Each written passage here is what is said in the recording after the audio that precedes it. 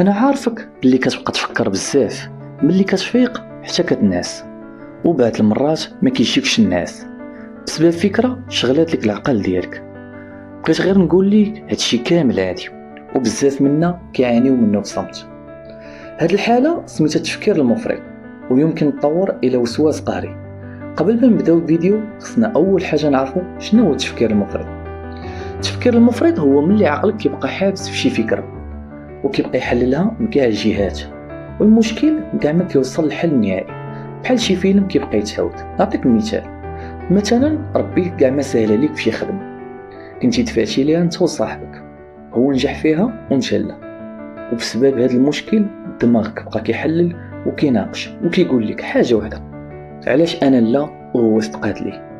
هنا سيدي الا بقيتي كتسرح في الفكره عمرك غادي توصل لنتيجه، وغادي غير تضيع الجهد ديالك، وهذا الشيء اللي كيأثر عليك وكينتج عليه القلق المزمن. خاصنا دابا نعرفوا شنو هو القلق المزمن. بالنسبه للقلق المزمن من الناحيه العلميه، ملي كتكون شي فكره شغله لك دماغك، كون اكيد ان ديك الفكره كتكون سلبيه وكتبقى تفكر فيها بزاف.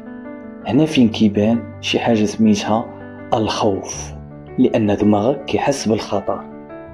المشكل ماشي في الخوف، المشكل ان من نتائج الخوف كيتفرز لنا واحد الهرمون سميتو الادرينالين، وهو هرمون الخوف. هذا الهرمون كيبدا ينتشر في الجسم ديالنا بشويه بشويه، ولكن المشكل ان هذا الخوف كينتج عليه القلق المزمن. هذا القلق كيكون عنده بزاف ديال الاعراض، من بينهم اول حاجه كتلقى ضربات القلب كيتسارعوا بالشدة. ثاني حاجه الرجفه في العينين او في شي عضو في الجسم ديالك. انا مأكد يقدر يكون صدرك مزير، شي حاجه واحده لك في الحلق ديالك، نقصه قويه في القلب، وزيد وزيد. انا عارف بلي هادشي كامل كتحس بيه، وكون هاني حتى انا كنت كنعيش نفس هادشي. السؤال اللي مطروح دابا هو كيفاش خصني نتخلص من هادشي؟ الجواب، انا ما غاديش نعطيك افكار علميه، انا غادي نتقاسم معاك تجربه شخصيه. اول حاجه باش تهنى من التفكير المفرط هي الانضباط على الصلاه، حيت كاع الامراض النفسيه كالوسواس القهري، القلق المزمن، ما الى ذلك، الا بغيتي تهنى منهم ننصحك بالعلاج الديني.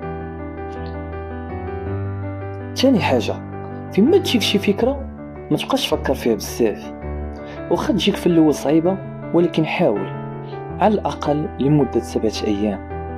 كون اكيد ان دماغك غادي يزيد يطور الافكار السلبيه، ولكن انت خصك تكون فاهمه مزيان.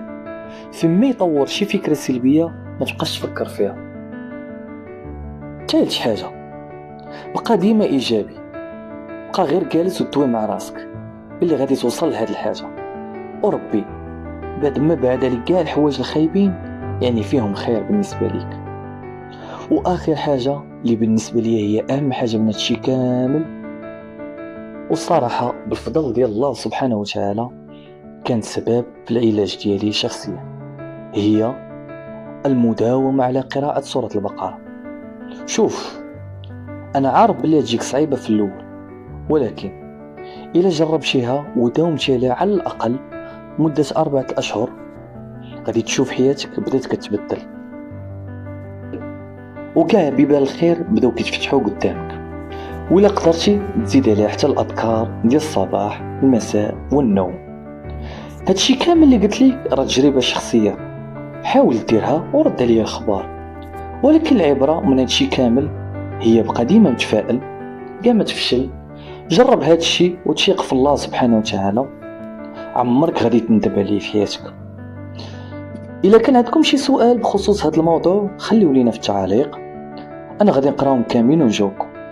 قبل ما نساليو فيديو بغيت غير نقول لكم الله يسهليكم كاملين، ما تنساوش ديروا ابوني وجيم وفعلوا الجرس باش يوصلكم اي جديد.